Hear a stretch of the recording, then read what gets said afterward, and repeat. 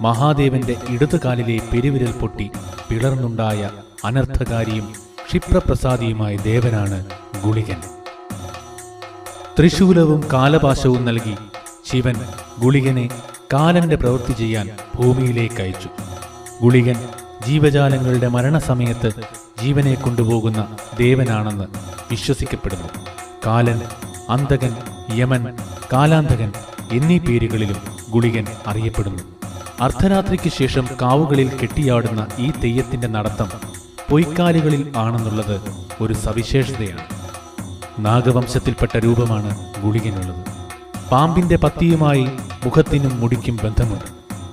നാഗപടത്തിന്റെ രൂപസാദൃശ്യം മുടിയിലും കാണാം.